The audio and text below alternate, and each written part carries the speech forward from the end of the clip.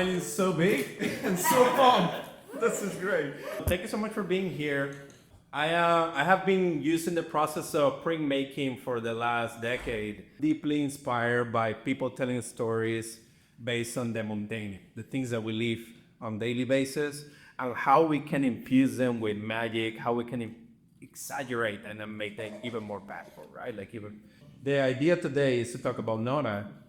I need to go back to the tiny little version of myself that was obsessed with these pirate vests. I used to wear it every day.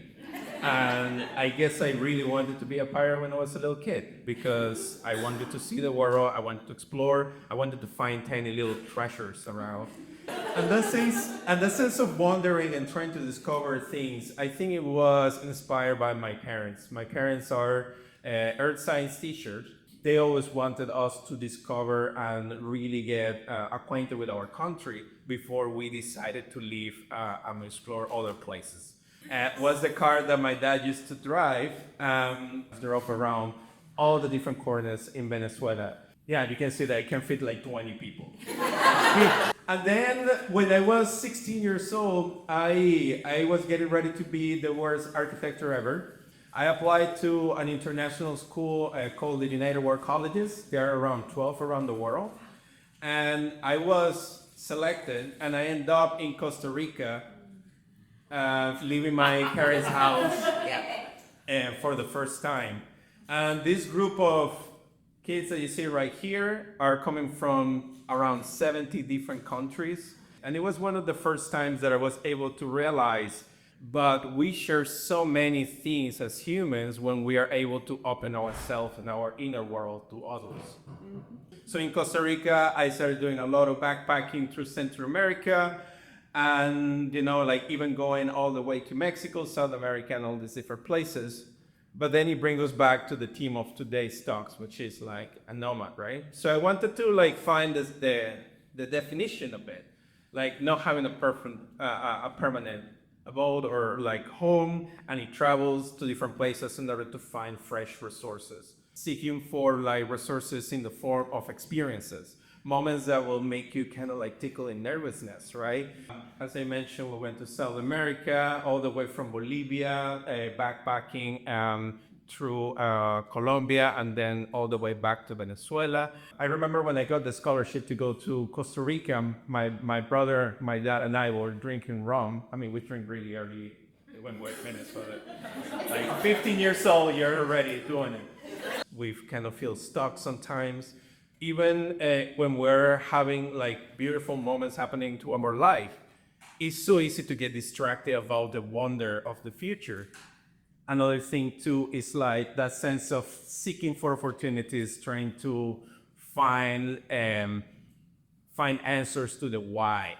Like, why should I do this? Or like, I wonder what will happen if I maybe take that trip. I wonder if I go into this restaurant that I don't know anybody. I wonder what will happen if I just stand in front of like 50 people here this morning. When I got approached to talk about the nomad topic that I'm bringing to you today, it kind of like made me think about this blog that I was writing in my website about the starving artist. Okay? Every semester I have to somehow interact with parents that are so concerned that their kids are pursuing the creative path. They want us to give them this like solution. Can you give me a guarantee that my kid is gonna be fine? And is he gonna be a starving artist? When I don't really have an answer for them besides like they're gonna show up, do their work, they're gonna figure it out. It also makes me wonder about what I was writing in this article, which is like, it's not really a lack of food that we're dealing with, it's a lack of hunger. It's a lack of like a sense of trying to pursue a purpose and identifying the things that we really want to do because we're putting ourselves in situations where we can get to understand what we like and we don't like. That takes me, I'm just going to show a little bit of my work and tell you some stories. Has somebody who left home 16 years ago, and officially last year, I have been living outside of Venezuela, more years out I spent there. This is kind of like a representation of how it feels to do that process of immigration. You are carrying a bag full of dreams. You kind of like blow in your own sail, kind of like pushing yourself forward. But then you take a little fragment of that sense of home and family with you that like represented right here with the two figures kind of bracing themselves into a hug, and that little fragment is what was going to keep you afloat while you keep pushing and pursuing. So I have been living in different countries. I moved to the United States to pursue art school, went back to Venezuela, came back to do grad school, and like living in different parts of the United States. And then I finally was struck by love and found my wife, and then started growing my yellow tribe. So this is the tribe that I have been growing here. So this is our little Milo, and this is our new little baby Arlo.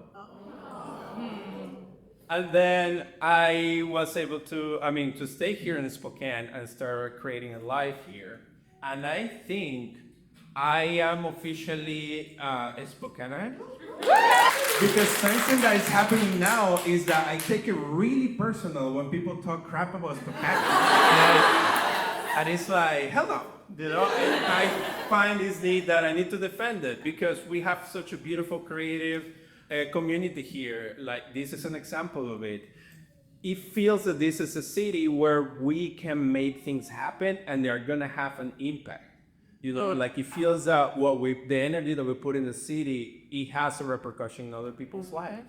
And it's such an exciting place to be. So my students who are like probably 10 minutes away from downtown often complain that there is no opportunities in the city. And I have to tell them, have you walked across the bridge? And most of the time they don't, but we're working on it. But anyway, that shows you a little bit of like this place now that I call home, which is Spokane, and it also shows you the process of printmaking that I use, which is carving and creating narrative out of pieces of wood. Mm-hmm. So that takes me also into another point, which is like not just the fact that you are moving around, but also this sense of like the journey, the dream, and how that can have repercussions on other people, like your family or your parents. The little kid that you see right here is Reinaldo making all these tiny little artwork pieces out of and I think it's a toothpaste box. And then right here is an art piece that I made last year for my Galimates show at Terrain, where it's a representation of our son Milo in an astronaut suit. It kind of like you can see right here in the bottom part all the childhood toys, and even the cage, that we put around so he doesn't mess around with certain parts of the house, right? Like so he doesn't hurt himself. But then you can see right here him getting ready to explore the world, whatever is happening in the owlhood, he becoming his own self. And then in the helmet, you can see the reflection of his mother, myself, trying to take a selfie with a picture with a phone before he takes off. But also being a nomad is not just like trying to pursue like what is outside in the world, right? It's also trying to be able to spend time alone and try to explore our inner world. Just spending some time by ourselves on, in the quiet moments, and getting ready to have an opportunity to ask the hard questions to ourselves. Like, what exactly are we trying to do here? What does makes me happy? What are the things that if I didn't have anything else in the world, I will be doing because they bring me so much joy? And when we do those and we share that with people in this sense of vulnerability, we're able to find connections, like in the representations of the telephone poles right here. Somebody from the slums in Caracas, Venezuela, finding a connection with somebody in the Oris worship in the farms here in Spokane. When we express these things to the world and ask people about it, and we start to make connections with others and we share these beautiful dreams, some beautiful things happen. They bring the opportunities to you sometimes, right? So I was able to be invited to do a podcast about printmaking, and I was being the Spanish host. We did around, we have been done about like 350 episodes in English and Spanish with my co-host, an amazing like collaborator, Miranda Metcalf. And later on, we started wondering about what if we take some of these stories and we record them in video? Like, what if we do documentaries? And there's also another part about the nomad thing is like, what if we do something that we have never done, but we know that it needs to exist in the world? So we started traveling and we went to Oaxaca, Mexico, where we filmed our first documentary about the mecca of printmaking in Latin America. This is a place that is not just famous for the mezcal, which we drink a lot of it, or the moles. It's about the fact that how come a city in Mexico has the most per capita, the most print shops per capita in the world. You go into a block and you walk one studio and then you walk like 20 other steps and you find another studio and you go across the street and it's another studio and everybody's making this insanely detailed, beautiful work. We wanted to know why was that, and then we started creating a documentary of a film. But it's not just like about also like traveling to different places and getting all these beautiful things and experiences. It's also about also putting ourselves in a situation that when we feel broken up, we can be kind of safe by a loving individual, right? Like we can be somehow like in the space right here. Our work can be sometimes limited, and then these broken up individuals can find love and be somehow healed by sharing a kiss, which is this universal language of love, right? When we travel to different places and we put ourselves in different communities, it's pretty similar to the metaphor of creating broth, right?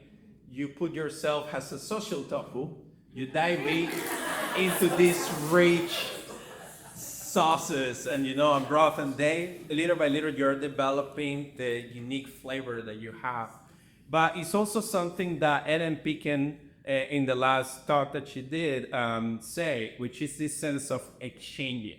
When you think about the nomad, it kind of feels like you go there to take advantage of the fresh resources, but in reality, you are giving something away and then you're receiving something back, and that's what like makes it beautiful, because you also as an individual and as a proactive member of your community, you go into another place and you can make it better because you're there.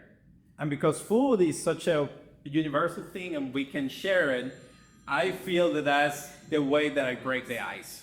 I have been able to, like share opportunities and stories with people by breaking bread. And that way we get to understand like the historical heritage that they share, recipes that they have been bringing back from like different peoples and their ancestors, and also an opportunity to just like talk about beautiful things that we have lived. And little by little I have been able to somehow see the influences of all these different experiences into the work that I do. You can see right here some of the influences of the isometric perspective from MC Escher, historical figure, right? You see some landmarks from Venezuela. You can see also some realities from Seattle, This idea that there's so many things happening at the same time, but we're only aware to a tiny little bit. That sense of exchange. You see these boats right here bringing a puzzle piece that is going to somehow complete the new place that we are visiting. The power of food that can take you back to childhood memories, the places where we used to be kids. Each one of you probably has something like that. Maybe it's the apple pie that your mom used to make you. Maybe so, like, how's it called? Like, what is the name of that thing that you guys eat in a can? In Thanksgiving? Cranberry sauce. Cranberry sauce. And then, of course, you can see right here kind of like how we get to collect some of those memories, right? And start building and have that conversation between the person that we're in the future and the person that were in the past, right? I'm feeling at home. When I was asked to give this talk, Barry was mentioning like, what about artists in residencies? How, as a creative, you can find opportunities to continue exploring the world while you continue to make the work that you do. The artists in residence basically are these opportunities that we have where they are going to be providing you time and space for the creation of your work. Some of the locations offer this new inspiration of cultural experiences for you. Also a chance for you to network with new people, learn new skills, exhibit your work in the new public. And often the way that they are structured is like you find it online and resident.com that works really well because we are always so busy. It's like there is a cost in time, there is a cost in traveling, and also there is a cost in materials. Okay, Reinaldo, all these opportunities are there. I'm not aware of them. How can I find it? And it's kind of like finding this way of how can I identify a roadmap that can guide me into making decisions. So I feel that a way to do it is just identifying a roadmap in the CVs of the people that you admire. That you can go there, check on their website, see what they have been doing, and then you can see, okay, there is this opportunity in Finland. There is this opportunity in Spokane, and how you can do it. But then also try to be a little bit more realistic in the sense like this person is 55 years old, total badass. But I'm 18, like there is already a connection there. Identify what that person was doing when they were 18 years old, and then start creating your map and start applying for opportunities. The way that I have been also working for me in my life is that I apply to a lot of things and I don't get them. So if you are a baseball fan, I am probably hitting like 200, like 20% of the opportunities. I've been applying to a lot of things, a lot of rejection is part of it. But the way that things have been working for me is like I establish a networking, I establish a connection, and then the opportunity comes. Like right here. That's me in Chiang Mai, Thailand, earlier this year, in a residency that I did in the Hello Print Friends Studios in this beautiful city. And you can see somehow how going to that place also influences the work that I create right there. Miranda Mecca, who is the director of this beautiful residency, offered me the opportunity to show to have an exhibit in this place, which was my debut in Asia. She was able to put together somehow the dates that I was gonna be there were gonna be the same days that one of my heroes was gonna be there, which is Swan. Swan is an amazing artist, Caledonia Curry from Brooklyn. If you have seen her work, I mean, it's just like insane. She's the best. And I was able to experience, to have a chance to exchange idea with her and spend some time making artwork. Then also through the podcast, I was able to interview Lluvia Cisnero, who is a master printer, aluminum plate printmaking, and also woodcut lithography. Wood lithography. And she's based in Barcelona, and I was able to work with her for 2 weeks. This is all of us here in Puerto Rico, in San Juan, Puerto Rico, earlier this year, filming our second documentary about how people have been using printmaking for the last 100 years to keep resilient and to also protect their cultural identity while being a colony of the United States. Then I'm just going to show you some of the work that I have been doing. This is basically the process, and also being a nomad, like falling into the creative world that I'm creating and materializing into the wood. Sometimes the presses are a little bit too small, so we use asphalt rollers to print them. We do this event in Coeur d'Alene every year. This is our 9th year in September 13. You should come by and check it out. We have local artists from here from Spokane, from Idaho, coming together and printing these massive blocks with asphalt rollers. And then, of course, like an opportunity to pay tribute to all the different people that have been part of my life, not just my mother and my grandma, as you can see right here, building and making a home out of like a box, right, will be, an apartment complex. And then also, I want to take this opportunity to thank so many people in the city, that have been giving me so many opportunities and chances to continue doing what I love, feeling like this is home. So, thank you.